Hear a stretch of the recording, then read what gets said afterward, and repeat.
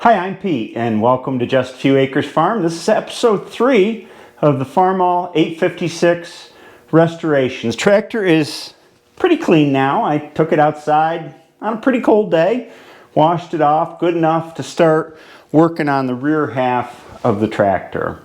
The tractor sat for a few days since I washed it off, and now I can definitively see where the leaks are. Here's one leak where I thought it was coming from. The brake hydraulic cylinders, both of them are leaking. This one's worse, but this one's leaking too. The draft sensing linkage on the bottom of the 3-point arms on both sides are leaking pretty good, and that's the big pool that I didn't know where exactly it was coming from on the rear. This one on the left is leaking really badly, and the one on the right is leaking too, but not as badly. PTO seals are fine, not a drop out of them. As for the rear main seal, there's no leaks visible at it. And there's also, of course, the forward transmission seal ahead of the torque amplifier here that can leak. I see nothing coming out of that either. But with these things, it's kind of hard to tell because the tractor hasn't run in quite a while, and they may leak when it's running, they may not. You just can't tell. Here in the front of the tractor is the front main seal for the engine behind that pulley. That was definitely leaking. There was caked oil all over here. So we'll have to address that too. Now that we know where the leaks are, we can go ahead and drain the transmissions. Drain the transmissions. Drain the transmissions. Who put that in there? Not me. Oh my gosh. There's 5 places to drain the Hy-Tran on this tractor, and the first is here underneath the torque amplifier housing.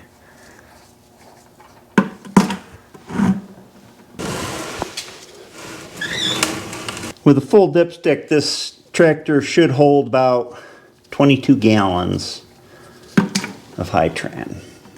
At the very back of the tractor, underneath the final drive case here, there's 3 drain plug holes, one for each axle housing, and then one in the middle for the final drive case, which is blocked by the drawbar here.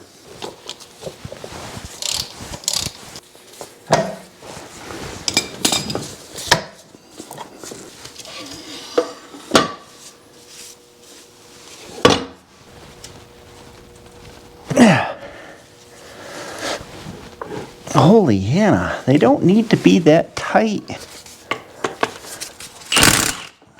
Wowie. What was that? Something metal fell into there.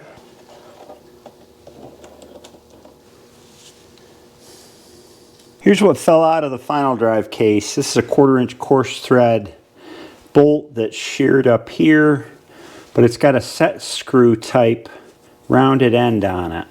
The end of a spring, and a bunch of hunks of metal. We'll have to be on the lookout when we open things up. There's a drain plug on the end of each axle housing here, one on each side. I'm not even bothering to try on these. There's also a drain plug at the bottom of this PTO assembly here, but I'm not bothering with it. We're going to take this off later. It's time to start pulling the covers off. This tractor has a transmission system rather than just one transmission like the old tractors would have had. It's got 5 parts. You've got the clutch up here in front, normal clutch, dry clutch, and then behind it you have the torque amplifier, which is the power shift mechanism. When you hit a load and the tractor starts to bog down, you can pull back the torque amplifier lever and it slows the tractor speed down by about 1/3 and brings more torque to the wheels without having to push in the clutch to shift it. Then what I'm taking off here behind the torque amplifier is the speed transmission. It's got 4 different speed selector gear sets in it. And then behind that you have the range transmission, which takes care of reverse range, low range, high range, and neutral. And in each of those ranges, you have 4 gear choices from the speed transmission. Behind the range transmission is the differential assembly, bull gears, final drive that brings the power to the wheels. Is it complicated? It's more complicated than a tractor would have been from the 30s or 40s. Some of the little stuff you see torn down on YouTube channels here and there. It's not overly complicated for the time and the horsepower of this tractor. This tractor is 100 horsepower, and as farming evolved into the 60s and 70s, people wanted more choice in ground speed to match to the load.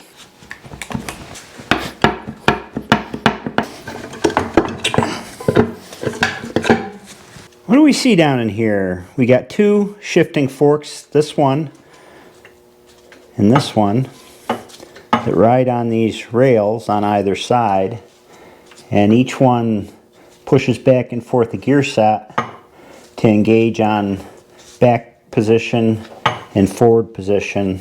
Same with this one.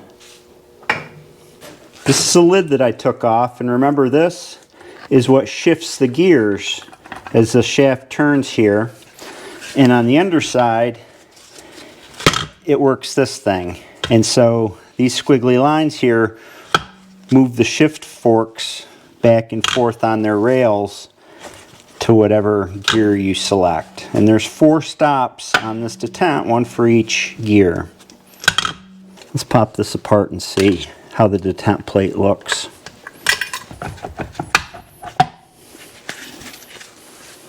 This detent plate is a real simple mechanism. You've got a spring-loaded roller here that wants to push that way.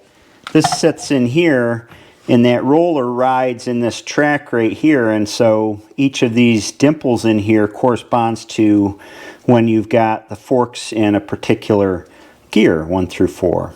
These grooves that you see on each side of this plate are occupied by these 2 little guys, which move back and forth as the plate turns. Now for the range transmission, I have the chisel up and under the park lock to disengage it from the gear so that the cover doesn't want to move this way. I guess I'll be lazy with this one and use the battery wrench.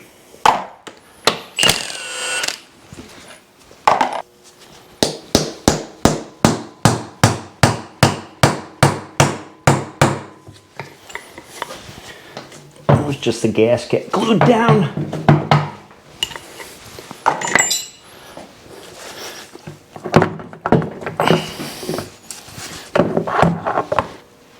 Here's the inside of the range transmission. It's got 1 fork here. This is for low, high, and neutral range. It just moves straight across here.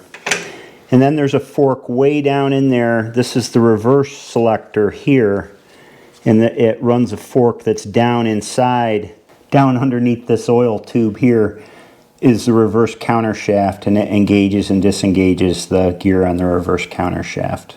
Here's the range transmission cover. You can see on the top you've got low and high and neutral selector that runs that fork, and then you've got reverse selector that runs that fork, and then you've got the park lock here and the dipstick hole and fill tube. On the underside, this is the park lock pawl here. It goes backward. No, the spring's too heavy here, but it goes backwards and forwards to engage in the teeth of the gear to lock the tractor in park when it's this way. And then on this side, you've got the reverse selector here with this detent plate. And then you've got the low, neutral, high selector here. This fits into that shift fork and comes around like that. Let me get this apart so we can see what we're working with here.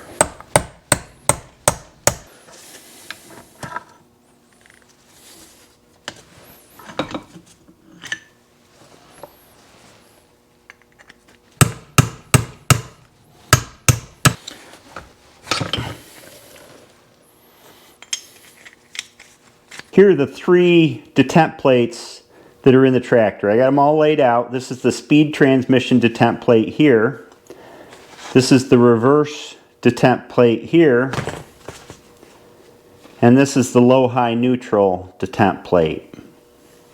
I guess first of all, the low-high neutral detent plate is busted. I noticed a crack in it. And you can see the wear that happens up here. And if you have a tractor with sloppy shifting where the shifters wiggle back and forth and it seems to not want to hold in gear, well, this is one of the causes of it. These wear down with hundreds and hundreds of shifts back and forth. On the reverse one, you can see some wear in there. It's not that bad. And on the speed transmission plate, it's not that bad again. But given the way the shifting felt on this tractor and the fact that I've got it down this far, new shift plates aren't that expensive, so I'm going to wind up putting all new ones in. The next thing we got to look at is these 3-point arms. And in order to look at them, I have to remove the PTO unit.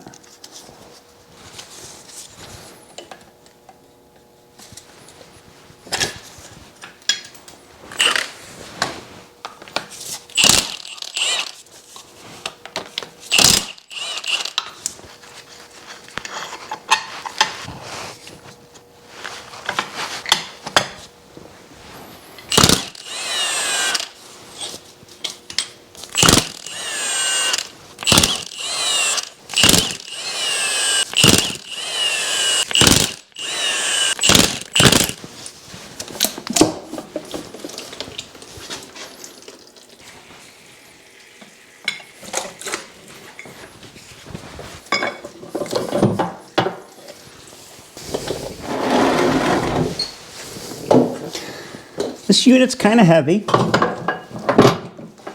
and my back's not really saying lift that, today anyway. And there's a pickup tube on the bottom you got to be careful of here.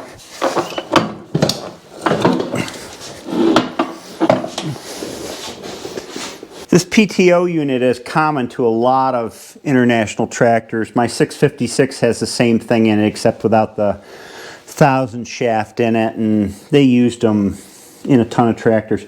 They're a really cool unit because they're self-contained. You have an oil pickup here, and that drives a pump in the unit which provides hydraulic pressure to a clutch pack inside of here to engage and disengage the PTO. And of course you've got the drive shaft here that comes off the end of the transmission.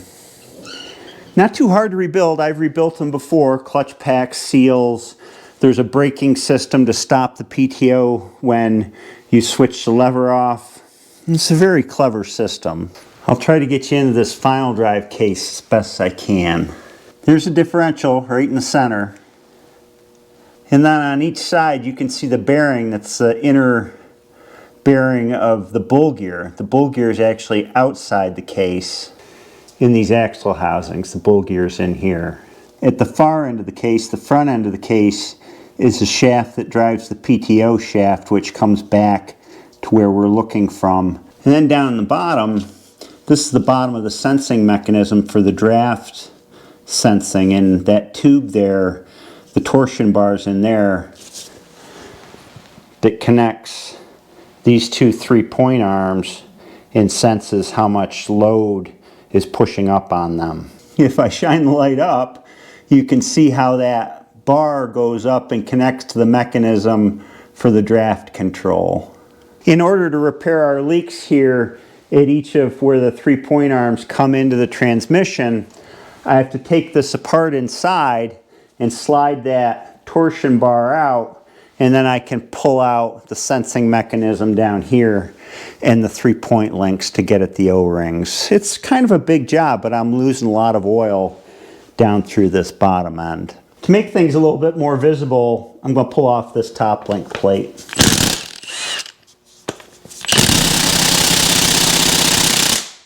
Wow. There we go. And part of the reason I'm doing this, remember, we found some things sitting in the bottom of this case. I don't see anything more down there, and I'm just wondering where they came from. When I saw that spring, I either thought it was one of the detent plate springs, but they're all intact, or it could be one of the springs off the draft sensing mechanism.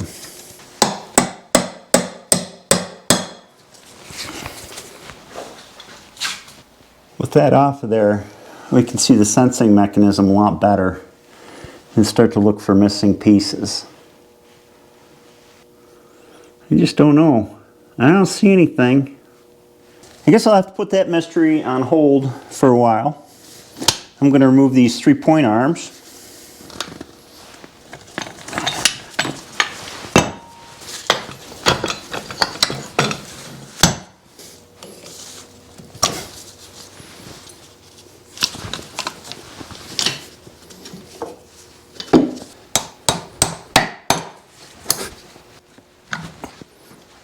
These don't have to come off to do the work that I'm doing on the seals, but it makes it easier to paint and clean.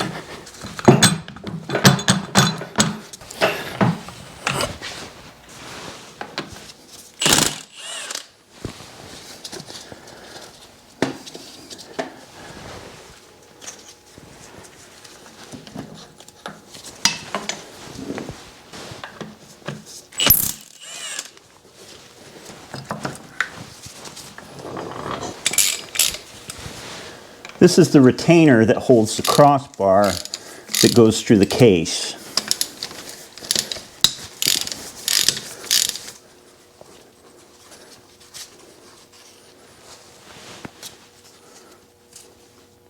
And this is the crank arm, which rocks a little bit this way and provides the input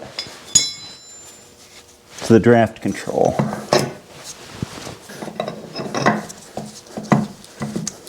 Before I put this in the parts pile, I figured I better clock it, just to make sure.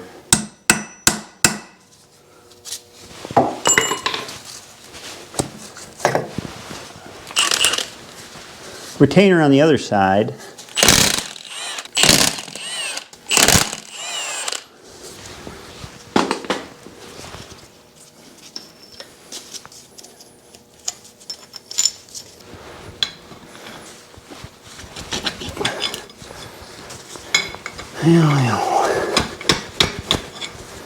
You're on there. When in doubt, get a bigger bar.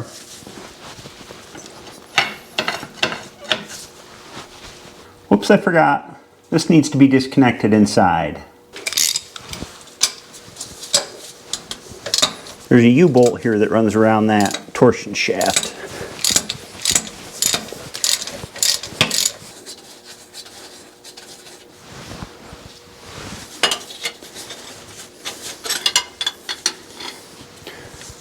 Draft sensing linkage, lower part anyway,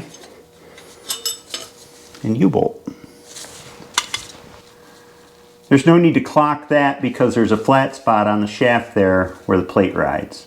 I also solved one of my parts in the oil issues. This is that lower sensing unit, and the bolt that sheared off, the 1/4-inch coarse thread, sheared off from right here. It's meant to be adjustable to adjust the relationship between these two pieces. That's definitely where it came from. And just one more thing, a bit of tractor archaeology. I haven't been in a place in this tractor yet where somebody wasn't before me. You see things like this. That's not a factory cotter pin for sure. This has been apart before. Now maybe we can get this side apart. Or maybe not. Well, what's holding you in there?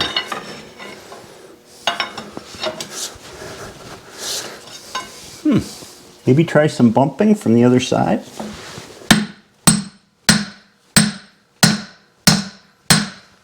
Nope. It's coming, just slowly. Makes me wonder if the draft control was working at all because it seems seized up down here. She just will not come out, so I'm going to take the remains of this hitch off so I can get better leverage. Had to come off anyway for cleaning and painting.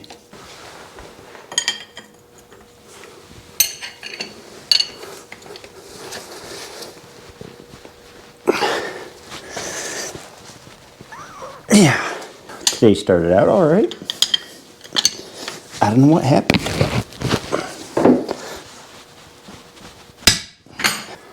I've been thinking about it, and I've decided this hitch is not a very fun job, especially since I don't have the right size punch to knock these pins out.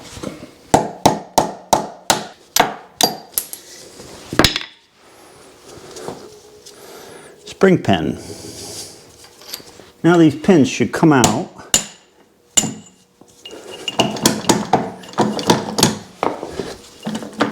That's far enough.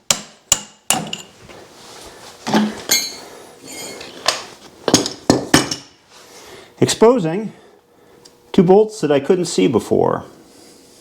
Wow, that is really worn.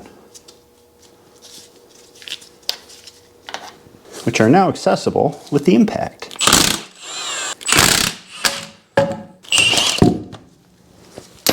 Now let's see if I can get some leverage under here. I don't know why this is so froze up. This piece should come off by itself. It's got sleeves through the bolt holes though that go into the case, so that's holding it all together.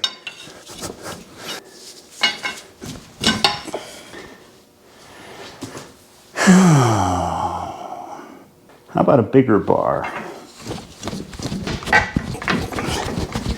She's coming.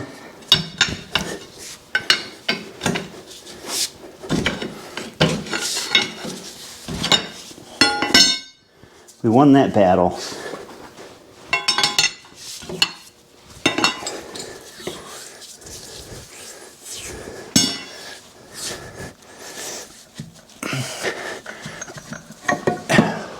But not without digging into the tool supply. I want to explain how this works because it's pretty ingenious and it can be a head scratcher till you figure it out. This is the draft control sensing mechanism that I just pulled out. One side sticks out here, one side sticks out here. This section runs through the case, got a flat spot on it that's connected to the draft control linkage. So obviously as this rotates back and forth, that triggers the draft control to say, hey, raise the hitch or lower the hitch depending on load. Within this tube is the torsion bar, which is designed to twist a little bit. These 2 ends are fixed to this tube. This one is a part of this tube. This one has a splined connection onto the tube. So there's no rotation between these 2, no differential rotation.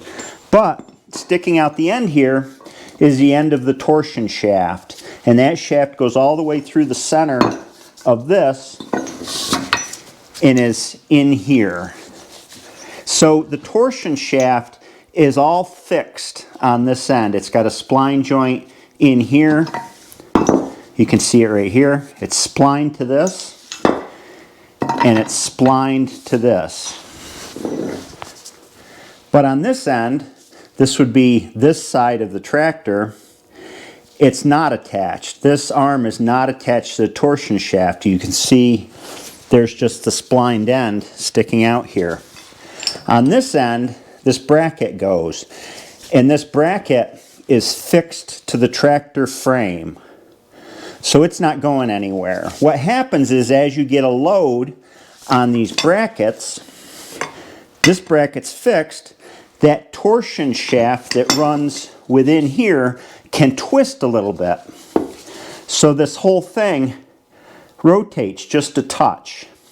And when it rotates just a touch, it triggers a draft sensing linkage up top above it and tells it to raise or lower depending on load. Those sensing controls that it's triggering don't actually raise and lower the 3-point arms. They're not raised and lowered from the bottom there. They're raised and lowered from the top here. So what's happening is that sensing mechanism inside is telling a big cylinder that you saw in the interior shots of this case to raise and lower these arms upon which or from which the 3-point arms hang. Draft sensing was a huge deal back in the days of moldboard plowing. It was so important to be able to tailor how the plow behaved according to when you hit a rock, the hardness of the ground, and to keep going that way, to have your hitch telling or reacting automatically to the conditions of the ground. Is it something I use for haymaking? No. I just need it not to leak is the main thing. But it's very interesting to understand how these things work. Here's where it was leaking. There's one big O-ring in each side where the shaft goes in. And there's one O-ring in this side of the bar. Well, come off. Right there. Ezra, you're going to get all grubby in here. On to the next thing, the brake valve here. We got to get this off and disassembled. There's 5 lines running in and out of this valve here. There's 2 valves, one here, one right brake, one left brake. This is the pressurized fluid tube to this brake. This is the fluid tube that runs over to the left brake. This is the supply tube which comes from the multiple control valve to provide pressurized fluid to the whole unit. This is the return line that dumps back into the case here.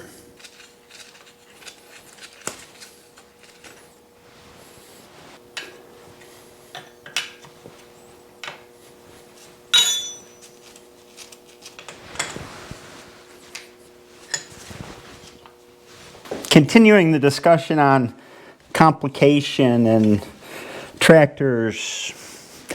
A tractor of this size needed hydraulic brakes because a tractor this size could haul a lot larger load than a smaller tractor and needed the braking power. You got to be able to stop it as well as pull it. So these are no more complicated than they need to be. I'm going to twist that line off if I'm not careful. The line was twisting, so she needs a little heat.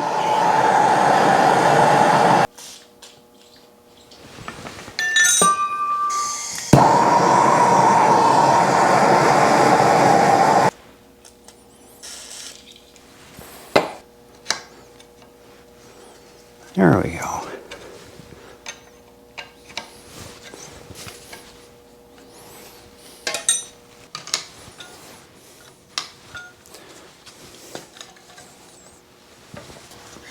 Come on. We're going to have to do you too.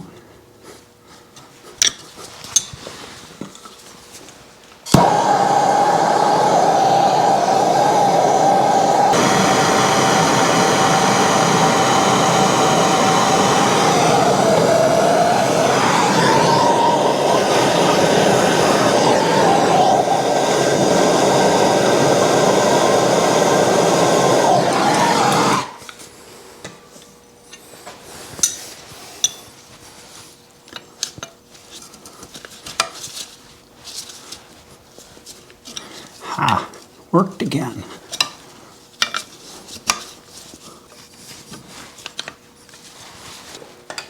Huh. I guess there's only 4 lines. What was I thinking?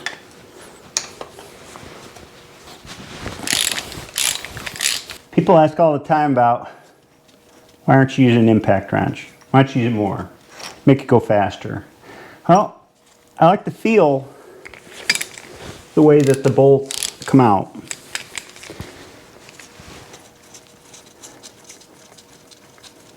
That's all there is to it. And I like the peace and quiet of using a ratcheting wrench. It makes noise, but it's not like a impact wrench. There's the valve unit. I do make exceptions for really difficult bolts like these.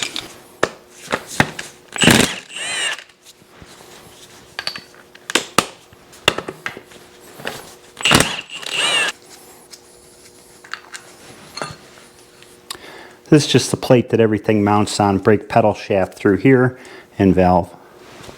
Let's take this valve apart. Remember, it's leaking right under there. These are pinch bolts that hold these onto the ends of the spools here. Now as I take each of these off, I'm going to count the number of turns it takes to take it off so that I can put it on the same number of turns when I put things back together. That way I won't have to adjust it quite as much. One turn, 11, 12, 12 turns, 12, 13, 13, 13 left.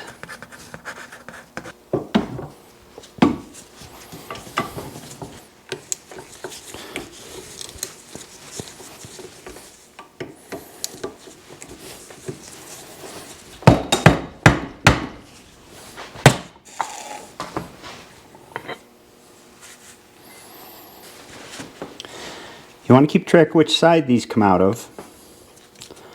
This is the right brake. And all we've got in here is a real simple spool valve, just like on a hydraulic remote cylinder.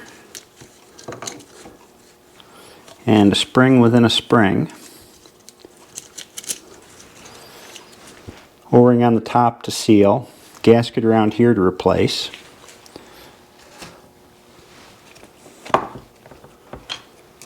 There are the spools. And here are the bores that the springs and the spools ride in. There's a lot of sludge in there. I'm surprised. Here you can see the O-rings that are leaking. See, they're just down inside of there. There's one in each hole. A final note on these brakes. These are expanding disc brakes, just like on the Farmall Super C that I did last winter. Same idea. The only big difference is these are hydraulically driven, so there's a piston in here that drives everything together when you want to brake, and it looks like the piston in a caliper, kind of, in a brake caliper in a car for a disc brake in a car. That does the work. We're off to a good start on repair work. I've got to order the shift plates and the seals, and then probably in the next video we'll be cleaning things up and starting to put things back together. I've got 3 topics to address at the end of this video that keep coming up, or kept coming up on the previous 2 videos, and those 3 topics are: how do you keep track of parts? How do you organize the parts you've taken off? How do you remember where everything goes to put it back together? And number 3, are you going to rebuild the engine? Number 1's easy. How do I organize parts? Just like this. And this, outside. Every part that comes off the tractor is unique. Even things that look almost the same, like some of the hydraulic lines that I took off, they're all unique. They only go back in one place, so I don't need to organize them in the order they came off or anything like that. Plus, my head lives in these books. In other words, my memory, I guess, lives in these books, particularly the parts catalog that's got every single nut and bolt and piece, and everything in the tractor is listed throughout here with exploded diagrams. I always look at this when I'm reassembling. The other 2 books that I use all the time are the owner's manual. These are great for like wiring diagrams. It's got, you know, I ripped all that wiring harness off. This has a really detailed wiring diagram in it. That's all I need to follow, putting the new wiring in. The 3rd book is the I&T manual, which stands for Implement and Tractor. These have been around forever, and I've got binders full of them in back of the shop. This has really terse instructions for how to take things apart, evaluate them, and put them back together. It's written in mechanic speak. There is no fluffy language. It's not like the recipes you find online now that are, you know, this long with 20 photographs. It's just the minimum you need to know, and I appreciate that. The other thing is, once you've been through a half dozen or a dozen of these sorts of tractors, there's a familiarity. So when you take a part off, it's not like it leaves your memory, because you've seen that part other times on other tractors, and you kind of get a working memory of how things go together. I guess that takes care of topic 1 and 2, all about parts organization, memory. Topic number 3 is, am I going to rebuild this engine? And the answer is no. When I introduced this series in episode 1, I kind of called this a refresh/restoration. I'm not tearing this down like I did the MD or the Super C, because a lot on this tractor works just fine. The engine runs great. And if it ain't broke, as far as this engine goes, it don't need to be fixed, because these are long-lived, stoutly built engines. And if it were even starting to get tired, you would see that. and I see no signs of that. The engine's in great shape, it just needs a little fixing. The same with the transmissions. I don't need to tear everything apart and inspect every bearing because everything is in relatively good shape. I'm just fixing the things that are wrong and then building the tractor back up. That's a refresh. It's someplace in between a nut and bolt restoration and just slapping a coat of paint on it. And that's where we're at. And just as an aside, if I were to rebuild this engine, when I rebuilt the gas engine that used to be in the 656, I think I had almost $10,000 in that engine, and that was a complete rebuild. I did soup to nuts on that. This one, I'm betting it would be half again that now, because I did the 656 engine probably 10 years ago, and this is a more complicated engine and probably more expensive to rebuild. One final thing before I end this video. We found out where this came from. Still don't know where this came from.